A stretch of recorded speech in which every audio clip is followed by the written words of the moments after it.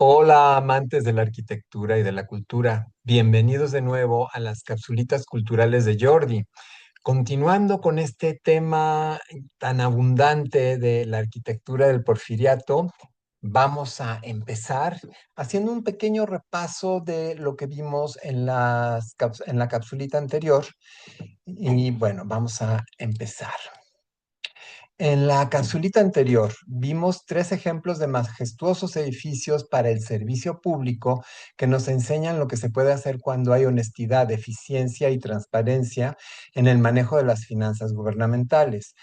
Lo que se puede lograr cuando se contrata a las personas adecuadas para hacer una obra arquitectónica, arquitectos, ingenieros, escultores, herreros, ebanistas y un largo etcétera. Todos ellos profesionales, comprometidos, formales y honestos. También vimos cómo don Porfirio quería hacer edificios públicos que impresionaran a los visitantes extranjeros, principalmente a los diplomáticos y a los inversionistas para generar un ambiente de confianza financiera que les animara a invertir en México y así generar más empleos e ir elevando poco a poco el nivel de vida de la población. Y finalmente vimos cómo podía mejorar el bienestar de la población al construir mejores carreteras, líneas telegráficas, servicios de salud pública, policía, bomberos eficientes y entrenados y profesionales, perdón, líneas de abastecimiento de agua potable y drenaje, telégrafos, electricidad y en la última etapa el teléfono. Eso es un poquito lo que vimos la vez pasada y lo que vamos a ir constatando también en las siguientes diapositivas. Bueno, tenemos un ejemplo que está fuera de la Ciudad de México, el Palacio Martí en la ciudad de San Luis Potosí, este palacio porfiriano que ya en el siglo XX se convirtió en el Museo de las Máscaras, que es un museo muy interesante de visitar. Los que vayan a San Luis Potosí, no se pierdan este Museo de las Máscaras. Resulta que el propietario era un industrial de San Luis Potosí que compró la finca en varios trozos, o sea, estaba subdividida, compró los pedacitos, la unió y demolió las pequeñas viviendas que había y decidió hacerse su residencia, entonces, prácticamente en el centro de la ciudad de San Luis Potosí. Para los que no viven en México, la ciudad de San Luis Potosí está, digamos, a unas 4 horas, 4 horas y media hacia el norte de la Ciudad de México, conduciendo por la autopista, está a 4 horas y media de distancia. Bueno, pues este señor Ramón Martí le encargó al ingeniero Enrique Campos el diseño y construcción de esta casa, que posteriormente, ya en 1903, va a ser comprada por el general porfirista Bernardo Reyes, que fue pues prácticamente el secretario de la Defensa Nacional en la última etapa de la presidencia de Porfirio Díaz, y pues era una persona muy renombrada también, y bueno, se hace con este palacete que después de la mal llamada Revolución Mexicana, más bien esta sangrienta guerra civil que tuvo México a principios del siglo XX, pues va a cambiar de manos varias veces hasta que la adquiere el gobierno del estado para convertirla, como ya les dije, en el Museo de las Máscaras. Aquí tenemos otros detalles de este museo. Como ven ustedes, es mucha influencia del neoclásico, pero ya es un arte ecléctico porque ya incluye elementos que no eran, digamos, rigurosamente del neoclásico. Va a seguir usando, como lo hacía Tolsa, va a seguir usando estos pináculos como remate de la fachada y las balaustradas francesas, también como veíamos en la diapositiva anterior. Y bueno, estos patios también con esta profusión de herrerías, muchas de ellas mandadas a hacer en Italia, en hierro fundido y bueno, colocadas al milímetro en su ubicación definitiva dentro de la construcción. Los salones también profusamente decorados, con pinturas al fresco, con todos estos artesonados en los techos. Y bueno, un ejemplo más de lo que era la arquitectura porfiriana. De aquí les pongo de 1907 al 1982 fueron oficinas de gobierno. Obviamente, pues Bernardo Reyes tuvo que dejar esta casa y la tomó el gobierno del estado y finalmente va a ser remodelado por el arquitecto Fernando Valdés Lozano para ser el Museo Nacional de la Máscara. Aquí hay una pequeña muestra de la exhibición que está adentro del museo y bueno, no se lo pierdan, muy importante. Pasemos con los edificios de reunión y casinos.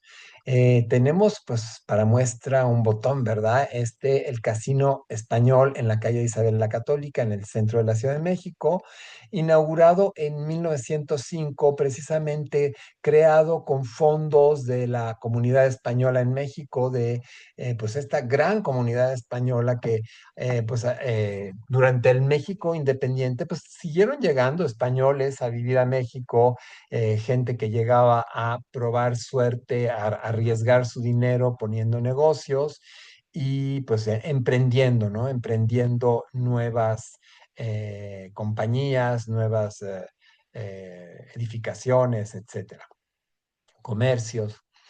Entonces, les digo, fue inaugurado en 1905 y es obra del arquitecto Emilio González del Campo, un español que se le encargó este proyecto, ¿no? Este trabajo. Y vemos como pues hay ya mucha mezcla, lo que les digo del arte ecléctico, ¿no? Aquí todavía el almohadillado del arte neoclásico, pero pues esta puerta ya profusamente decorada y pues estos torreones como tipo medieval, como recordando los castillos medievales de España, entonces dándole un poco aspecto de fortificación a este casino, ¿no? Construido por la colonia española, por la comunidad española en México, como centro de reunión para jugar, como para ir a comer, tenía restaurante y con mucha visión comercial porque decidieron dejar locales comerciales hacia la calle para que en parte el edificio fuera autosuficiente, se pudiera mantener con las rentas de los locales comerciales. Además que para ser miembro del Casino Español, pues había que pagar una cuota, ¿no? Una membresía. Un detalle de la fachada, ahí está digamos, la fecha de inicio de inauguración del Casino Español, 1903. Bueno, pero vean la profusión de detalles, la hechura de estas lámparas de hierro fundido, bueno, con acabado en bronce, o sea, vean todo el detalle, la ebanistería de la puerta, como decía yo en la diapositiva pasada, son edificios hechos con mucho amor, con mucho detalle, ¿sí? Y bueno, por primera vez después de la independencia volvemos a ver en las fachadas el escudo de la corona española, en este caso, pues por ser un edificio de la comunidad española y además porque no me extrañaría que también el gobierno español haya aportado algo de recursos para la construcción de este casino español, casino de la comunidad española en México. Igual que en el Palacio Martí de las diapositivas anteriores, pues profusión de detalles en los plafones, los candiles, bueno, era así un salón a todo lujo.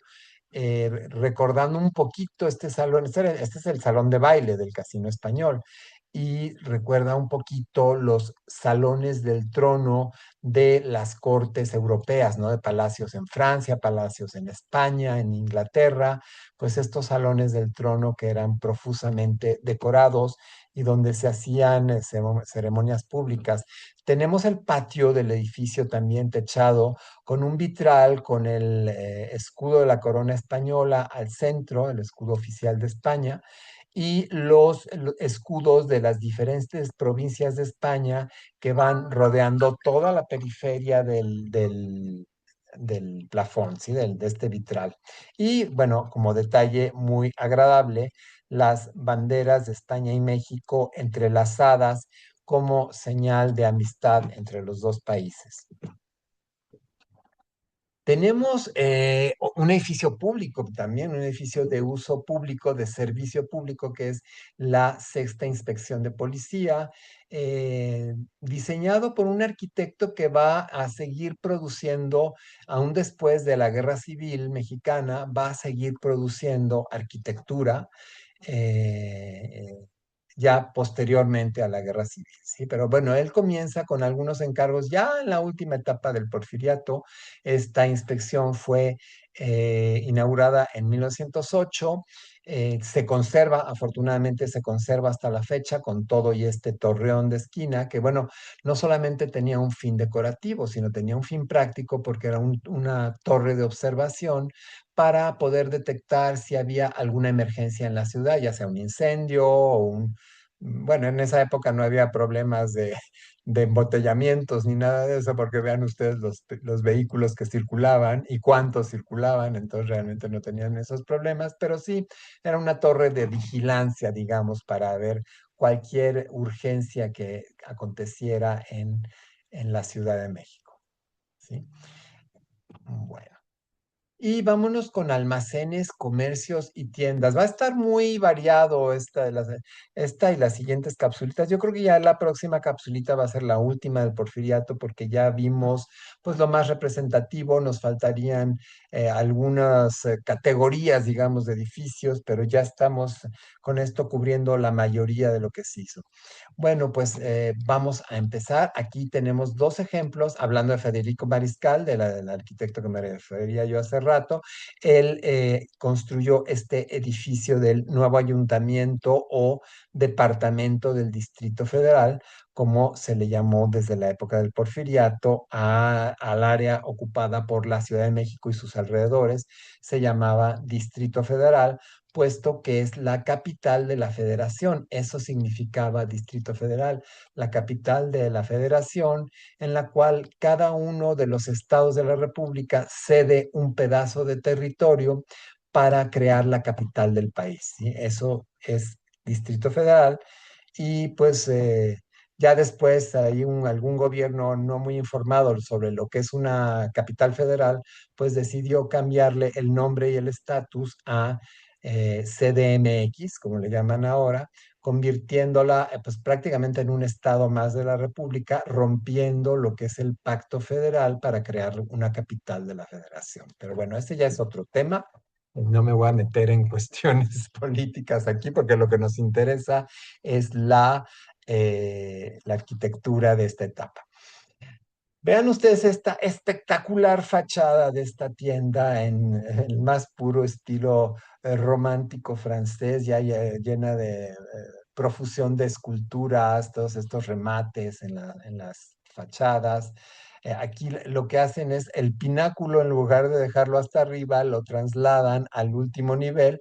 Tenemos estos pináculos digamos, del último nivel, y ya lo que es el remate de la fachada, pues se hace ya con más discreción, ¿no? Con menos ostentación, para dejar dentro de la fachada lo que son los ornamentos, ¿no? Seguimos todavía conservando frontones neoclásicos, balaustradas neoclásicas, pero ya en una profusión ornamental que vuelve a atender un poco a lo que era el barroco. Antes volvemos otra vez a esta profusión de ornamentos como lo veíamos en el barroco hace algunas cápsulas. Y bueno, esta va a ser se llama el Centro Mercantil y va a ser la primera tienda departamental de México. Esto va a ser un gran avance en lo que es el comercio interno, en lo que es el comercio urbano en la ciudad, porque hasta ese momento todo eran mercadillos con cajones de ropa y así, pequeños puestos de productos donde había mucho el regateo, es decir, el pedir descuentos, el negociar el precio al más puro estilo árabe, ¿verdad? Al más puro estilo de los zocos de Marruecos y de todas estas ciudades del área de la cultura árabe, donde no regatear es un signo de mala educación, es una grosería para el dueño de la tienda el no regatearle. Bueno, pues aquí había un poco esa costumbre, y esta tienda, basada en conceptos de las tiendas ya de las capitales europeas como París, como Londres, va a tener precios fijos, o sea, va a ponerle etiquetas con los precios a sus productos y va a indicarle a los clientes que el precio es fijo, que no hay modificación en el precio. Entonces, esta tienda es la que va a comenzar con esa costumbre de los precios fijos y del no regateo dentro de la tienda. Entonces, fue un gran avance dentro de lo que eran las relaciones comerciales en la zona urbana. Vean el patio interior, el techo, este plafón en vitral, esta cubierta de vidrio formando vitrales con una profusión también de ornamentos, de diseños y con estas tres como semicúpulas de las cuales colgaban candiles, que lamentablemente esos candiles sí ya no existen, ya se perdieron, pero del centro de cada una de estas cúpulas de cristal colgaba un candil grande. Bueno, fue diseñado por el arquitecto Daniel Garza y el vitral del techo fue hecho en los talleres de Jacques Gruber en Francia. Sí, eso fue un vitral. Muchas de estas obras arquitectónicas, las piezas ornamentales, se traían de Europa, eran fabricadas allá y eran ensambladas aquí en el lugar de la obra, en México, ¿no? Y eso también nos habla un poquito de los antecedentes de la prefabricación. Esto ya se le puede llamar prefabricación porque son partes de un edificio que eran hechos en taller y montados en el lugar de la obra. Eso ya nos habla de el futuro concepto de la prefabricación, ¿sí? Bueno, obviamente era un edificio muy moderno, por lo cual contaba ya con ascensores, contaba con luz eléctrica, con agua caliente en los sanitarios, ¿verdad? Etcétera, etcétera. O sea, contaba con lo más moderno para ese momento en almacenes, en tiendas departamentales. Otra tienda muy importante va a ser la Casa Boker y bueno, para no alargarme, les voy a leer textual. El edificio abrió sus puertas al público en 1900 para vender ferretería y herramienta. La empresa había sido fundada por Roberto Boker en 1865. Había sufrido un incendio en la década de los 70, perdón, sufrió un incendio en la década de los 70 ya del siglo XX y ha sido cuidadosamente conservada y restaurada. Sigue operando como ferretería y en su planta baja solía tener, creo que ya no está, pero solía tener una sucursal de estas tiendas que les comentaba yo cuando veíamos arquitectura virreinal, la Casa de los Azulejos. ¿Se acuerdan de la Casa de los Azulejos? Bueno, esa fue la primera sucursal de este restaurante con tienda de regalos que se llama Sanborns y que bueno, se comenzó a extender y esta fue de las primeras sucursales en abrir en el centro de la Ciudad de México, aparte de la Casa de los Azulejos, y estuvo ubicada muchos años en gran parte de la planta baja de Casa Boker. Tengo entendido que ya la retiraron, ya la cerraron, pero bueno, fue así como una tradición también el Summers de Casa Boker. Entonces era ferretería, sigue siendo ferretería, sigue funcionando como ferretería y bueno, el edificio fue diseñado por unos arquitectos de Nueva York, los mismos arquitectos que hicieron la tienda de Macy's.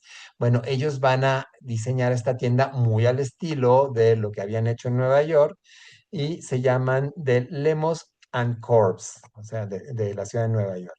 Y la construcción también encargada a una compañía neoyorquina, la construcción, el montaje de toda la estructura metálica, porque acuérdense que todos estos edificios ya eran de estructura metálica, se le va a concesionar a la empresa Whitney Company de Nueva York. La supervisión por parte ya de Roberto Boker va a ser del ingeniero Gonzalo Garita, un ingeniero que va a ser también muy reconocido en la última etapa del Porfiriato.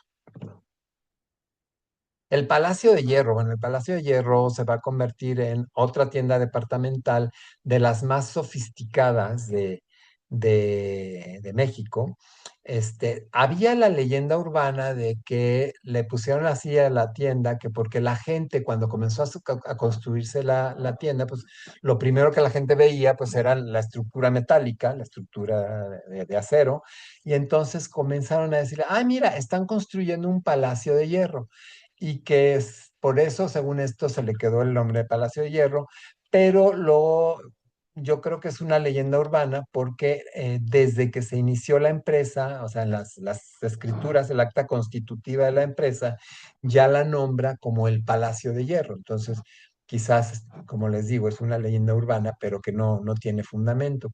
El caso es que, bueno, también todas estas tiendas comenzaban a traer mucha mercancía importada principalmente de Europa, cosa que a los norteamericanos, a los gringos, no les tenía muy contentos, que todo lo estuviéramos comprando, trayendo de Europa y que a ellos les compráramos muy poquito, como sabiamente dijo un presidente norteamericano, que ahora no me viene a la memoria quién fue, pero dijo una vez que lo entrevistó un reportero, dijo, los Estados Unidos no tenemos ni amigos ni enemigos, solamente tenemos socios comerciales.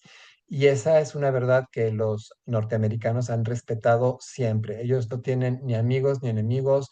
Si les compras, eres su amigo. Si no les das a ganar, eres su enemigo. Así de fácil.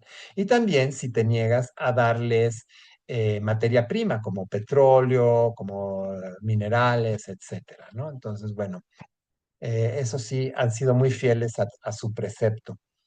Entonces, bueno, aquí tenemos algunas fotos de la época, todavía con los carruajes de caballos ya poco a poco siendo sustituidos por los vehículos de motor. Aquí tenemos algunos coches de motor, pero todavía vemos que abundan los carruajes de caballos y los primeros policías de tráfico en los cruceros, que posteriormente serán sustituidos por los semáforos eléctricos. Otra tienda que tampoco va a ser la excepción, tiene un espectacular tragaluz, un espectacular domo de cristal hecho sobre el patio interior, y es obra de un arquitecto francés llamado Paul Dubois. Ok. La joyería La Esmeralda, otra obra donde vemos la presencia de la mansarda, que ya les había yo explicado en capsulitas anteriores, este elemento tan predominante durante el Porfiriato y directamente importado de Francia, bueno, va a estar muy presente en todas las fachadas, en muchas fachadas de la época del Porfiriato. Y bueno, vean ustedes igual la profusión de ornamentaciones como una especie de nuevo barroco, este arte ecléctico de finales del siglo XIX, principios del XX, pues va a ser sumamente ecléctico, pero con unos resultados estéticos espectaculares. Aquí vemos a las damas porfirianas, a las damas de la clase alta del porfiriato, pues viendo seguramente algún desfile que pasaba por la calle de Plateros, hoy llamada Madero. ¿Sí? Continuemos. Ah, bueno, pues continuamos para la pausa, para la pausa comercial. Aquí se nos coló esta chica entre las damas porfirianas, recordándoles que si aún no lo hacen, por favor, den clic en el logo de suscribirse, se suscriban a mi canal para que les puedan llegar los avisos de cuando yo publico algo. Y si les está gustando este video, denle like, por favor, a la manita. Y aquí tenemos la manita invitándolos a dar like. Bueno, pues vamos a continuar. Ya estamos a más de la mitad de la capsulita. Otro edificio comercial. En la próxima capsulita veremos más edificios comerciales, pero como de otro giro. Pero aquí tenemos un edificio comercial privado que ustedes, como podrán ustedes ver aquí, abarca toda una manzana de la ciudad de San Luis Potosí. Se llama el Portal Ipiña. Y hasta la fecha, este portal es muy agradable caminar por él. Estos portales, es decir, estos pasos a cubierto que nos vienen desde la época del virreinato. Tenemos esta herencia de los portales sumamente útiles para poder caminar sin mojarnos cuando está lloviendo o sin insolarnos cuando está haciendo mucho sol. ¿Sí? Es más cómodo ir caminando bajo la sombra. Y pues actualmente está con muchas tiendas de marcas actuales, de marcas famosas que hay hoy en día de ropa, de librerías, tiendas de regalos, etcétera, aún funcionando en pleno siglo XXI, el Portal Ipiña. El portal Iguanzo en Jerez, en la ciudad de Jerez, en Zacatecas, pues este ya es mucho más modesto que el que acabamos de ver, como la ciudad de Jerez, pues es bastante más pequeña, pues tiene sus portales, pero su portal neoclásico porfirista ecléctico, pero bueno, también cuenta con su área de portales. Tenemos el portal Medellín en la ciudad de Colima, también con estos arcos neogóticos. ¿Se acuerdan que les dije que el neogótico iba como medio a desaparecer? Bueno, pues ya a finales del siglo XIX, principios del XX, comienza a surgir el estilo neogótico, retomando los arcos ojivales, como podemos ver aquí, todo son arcos ojivales, y este arco ojival que por dentro tiene un arco polilobulado. Polilobulado es cuando tiene como pequeños arquitos dentro del arco principal, ¿sí? Y estas como ojos de buey, estas ventanillas también totalmente góticas. Entonces ya tenemos el rescate de la arquitectura gótica, pero transportada ya con la tecnología del siglo, finales del siglo XIX y compartiendo también con otros estilos. Bueno, pasamos al ferrocarril. El ferrocarril va a ser la apuesta de don Porfirio. Lo más moderno que había en transportes en esa época era el ferrocarril. Y pues don Porfirio apostó por esto para modernizar al país, para favorecer el comercio. O sea, acuérdense que ya se habían quitado las alcabalas, estos impuestos que pagaba la mercancía al pasar de un estado a otro dentro del mismo país. Eso se quitó para favorecer el intercambio comercial en todo el país, la creación de empresas, la creación de industrias y elevar la economía del país, ¿sí? Hacerlo productivo y tener capacidad de exportación también para comenzar a generar divisas hacia el interior del país. Y bueno, era lo más moderno que había en ese momento. Se comenta mucho que poco antes de exiliarse, don Porfirio ya estaba en tratos con un aeronauta, un piloto de cuando estaba empezando la aviación, estaba en tratos con este piloto para asesorarse y poder hacer un puerto aéreo, poder construir un aeropuerto, ya pensando en que en el futuro podía haber aviones que transportaran tanto pasajeros como mercancías. Él ya tenía la visión y ya estaba en consultas con don Alberto Braniff para poder apostar por la aviación para transportar mercancías y personas.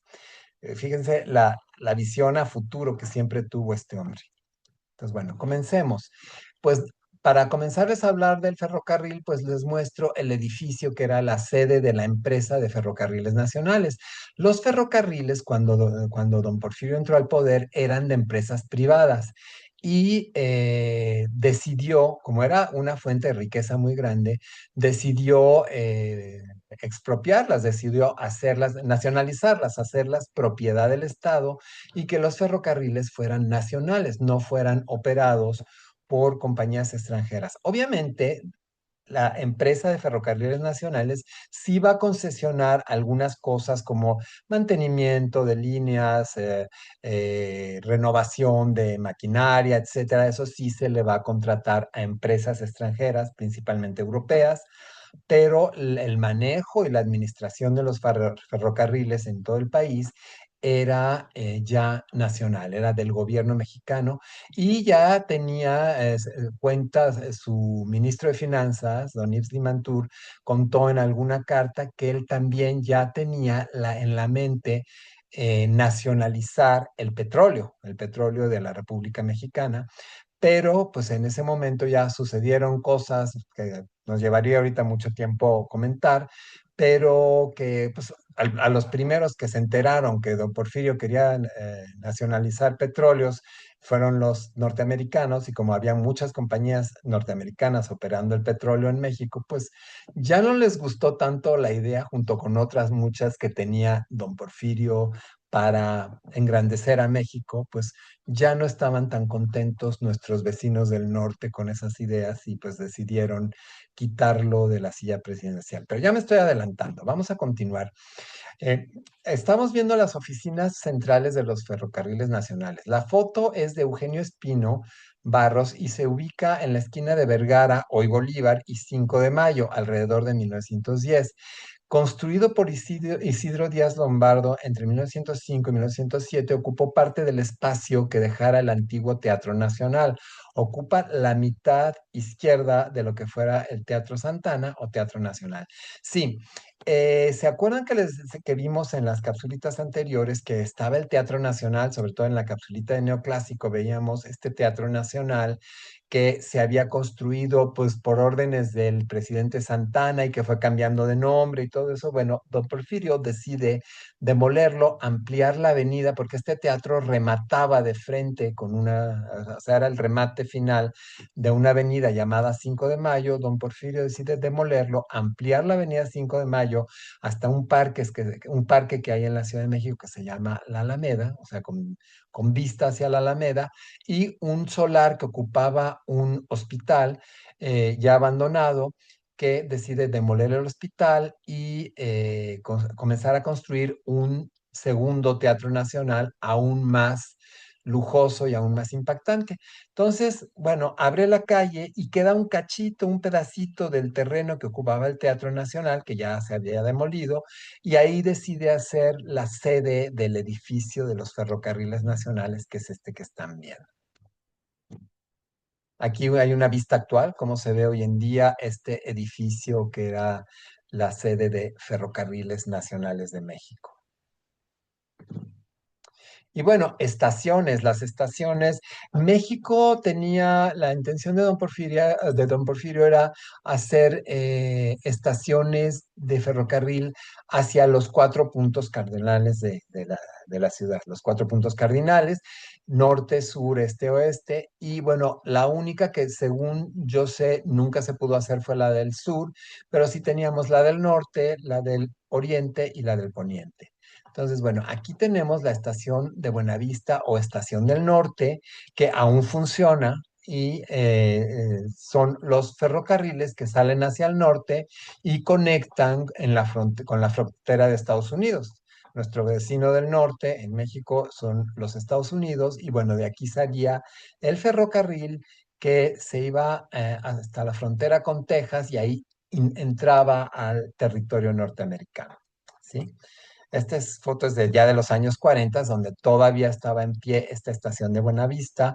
Posteriormente la van a demoler para hacer una en estilo internacional, del estilo de mediados del siglo XX, el mid-century style. Y bueno, van a demoler esta. Esta era la del poniente, todos los trenes que iban hacia el poniente, hacia el Océano Pacífico, y también aprovechaban, daban la vuelta y se iban hacia el sur, hacia Acapulco, etcétera, ¿no? Entonces, bueno, esta era para ir a Toluca, a Acapulco, a Jalisco, etcétera, todo lo que quedaba hacia el poniente de la Ciudad de México. Sí, se llamaba, bueno, estaba hecha en un terreno que era la ex hacienda de La Teja, y bueno, hoy en día, en el terreno que ocupaba esa estación, se encuentra lo que se llama el Jardín del Arte y hay, justo donde estaba el edificio de esta estación, hay un monumento a la madre. El monumento a la maternidad se encuentra en lugar de este edificio hoy en día, ahí al lado de Paseo de la Reforma. La estación de San Lázaro era la estación del Oriente. Esta era para ir a Puebla, Veracruz, de las principales ciudades del Golfo de México. Bueno, había que salir por esta estación. ¿Cuál era la idea en esa época? La idea era que las estaciones de ferrocarril estuvieran en las afueras de la ciudad para que no estorbaran las vías de ferrocarril, no estorbaran el tráfico de vehículos dentro de la Ciudad de México, y así funcionó durante básicamente todo el porfiriato y años después del porfiriato. Yo diría que décadas todavía estuvieron funcionando estas estaciones. Después, pues las fueron anulando y actualmente Hasta donde yo recuerdo, solamente sobrevive la estación del norte, la de Buenavista. Todas las demás estaciones de ferrocarriles ya desaparecieron y pues todo se lo concentraron a la estación del norte, que es la de Buenavista. ¿Ok? Bueno, continuemos. Bueno, pues ya llegamos al final de esta capsulita. En la próxima cápsula, continuando con la abundante arquitectura del Porfiriato, vamos a ver mercados públicos, vamos a ver más edificios comerciales, pero de un giro un poquito diferente, edificios de esparcimiento y residencias privadas. Obviamente, pues solo unos ejemplos. Aquí vemos a don Porfirio poniendo la primera piedra de lo que sería, no recuerdo si esta foto es del Palacio Legislativo o de qué edificio era. Ahí sí ya perdí un poco la pista porque hizo tantas inauguraciones y ceremonias de primeras piedras que ya no sé cuál de ellas se pertenece a esta. Y tenemos, pues, como les decía, comenzaban ya los aparatos aeronáuticos a sobrevolar la Ciudad de México. Aquí tenemos el Palacio de Bellas Artes, lo que era el sustituto del Teatro Nacional, de aquel Teatro Nacional que se demolió, pues ya se estaba construyendo el nuevo Teatro Nacional y pues aquí vemos un dirigible, un globo aerostático dirigible, ya siendo tripulado. Aquí vemos al señor ahí pedaleándole para controlar el globo. No sé si sería de don Alberto Braniff o de alguien más, pero pues ya comenzaba la aviación en los últimos años del Porfiriato, ya comenzaban a verse artefactos sobrevolar la Ciudad de México, artefactos mecánicos, ¿sí? Ya comenzaba la aviación incipiente. Bueno, pues hasta aquí llegamos. Les agradezco mucho por su paciencia, su tiempo. Creo que esta capsulita ahora sí logré que fuera un poco más corta. Es bueno haber dividido este super tema del porfiriato en varias cápsulas. Y bueno, los espero la próxima semana ya para la última cápsula del porfiriato, darles los últimos ejemplos y ver pues la caída de don Porfirio y el exilio hacia Francia. ¿Ok? Bueno, pues nos vemos la próxima semana. Hasta luego, que estén muy bien.